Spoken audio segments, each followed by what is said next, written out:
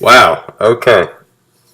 Not to make a pun here, but this is the walking definition of a rom-com. Get it? Okay, no, that was a terrible joke. Anyway, Spike Jonze is much talked about her. I don't know what to say. I think this and Gravity are now tied for my favorite film of this year. I think. I don't know. I'd have to watch them both again. But this is wow. This is something else altogether. I'm not joking. The story, if you could probably tell, Joaquin Phoenix plays Theodore Twombly, very lonely guy. He's had a lot of troubled relationships. He just got out of a recent marriage, but doesn't want to finalize his divorce. I think it is a science fiction film, but I think it's sort of set somewhere in the future. And he sort of lives a plain life. He's just not very excited. Like, he's not like depressed. I don't think he would end his life anytime soon. But he just wants someone. And he does meet someone, a computer named Samantha. Samantha, played by Scarlett Johansson. All right, that there alone is a great premise. Anyways, his talking operating system. Let's see here. Sorry, I'm just looking up something else.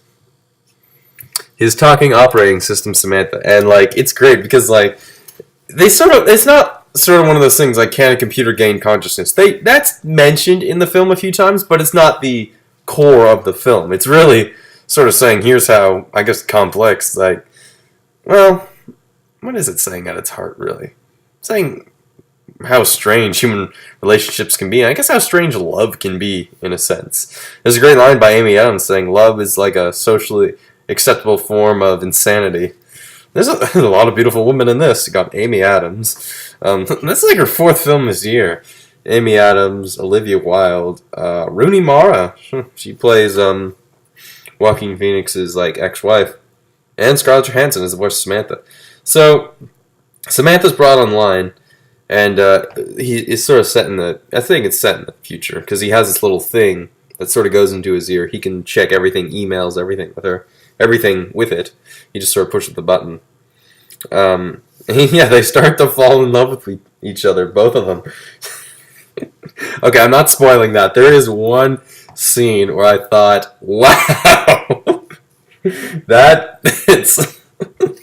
Some of you might know what I'm talking about. It involves, Anyway, Samantha, just everything, she longs to have a human, she longs to sort of know what it means to be human, and she has a very, human personality about her. She talks, she laughs, she has fun, really.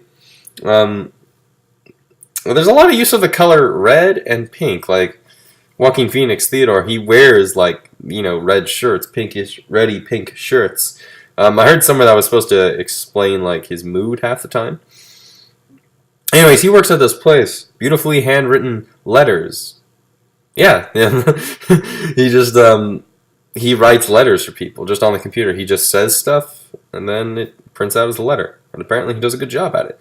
Anyways, when Samantha's brought into his life, it's neat because he sort of just has this newfound, motivation life. He feels like he means something. He feels like he has purpose in his life. And what I like this. I like that they brought this up, and that he's not the only one who fell in love with his OS. And that's what they're called. A lot of people have. It's said in the movie. Yeah, a lot of people.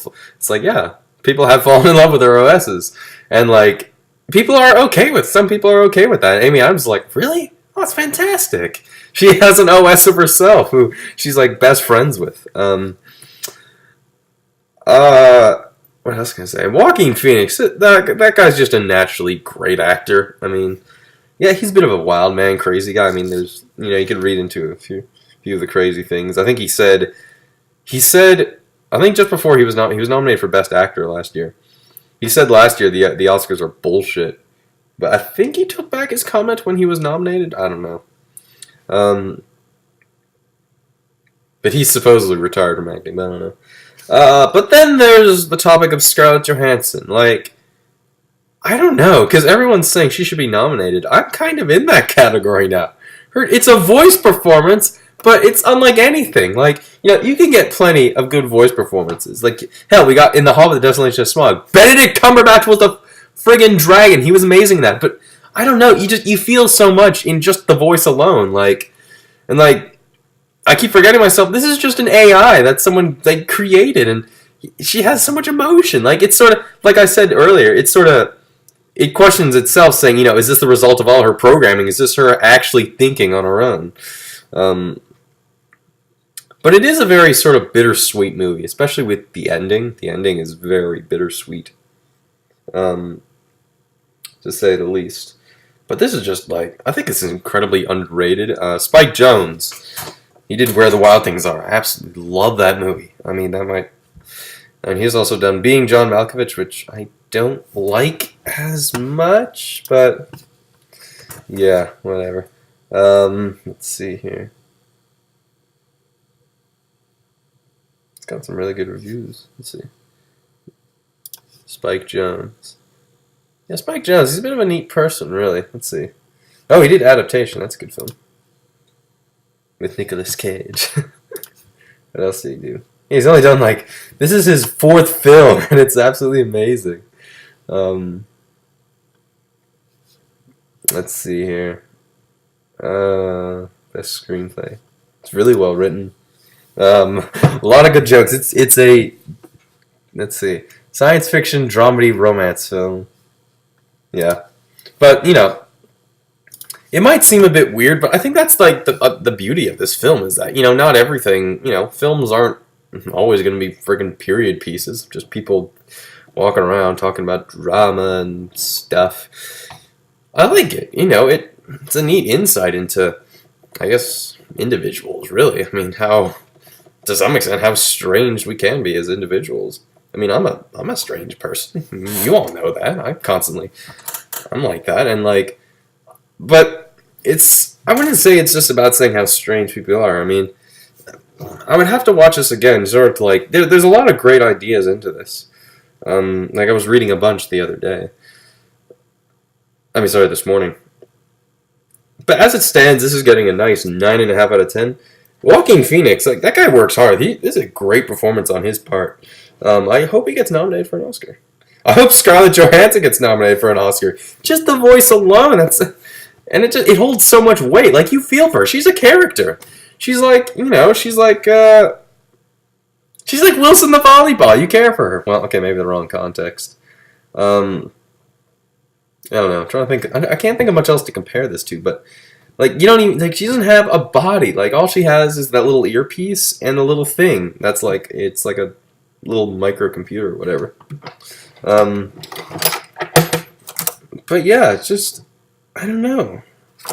Something about it. This is gonna stay with me for a while. I know that. As will Gravity. But yeah, this might just be. This is probably just under Gravity. I don't know. I have to watch Gravity again. I will eventually. I'm going back to school Monday. I don't have time for this, people. But yeah, this is absolutely fantastic. I really recommend it. Well filmed. I like it's. I was curious. Well, where is this filmed at? Where is this movie filmed at? Because, just curious. Let's see. Announced in 2007. He took 5 months to write it. Oh, to write his first draft. Cool. And he envisioned Joaquin Phoenix. I like the poster for this film. It's just a picture of Joaquin Phoenix with his mustache. He's rocking the good mustache there, Joaquin Phoenix. But yeah, that's all I really have to say. Just watch it, and it's interesting. It's great. So, that's all I have to say for now. See you later.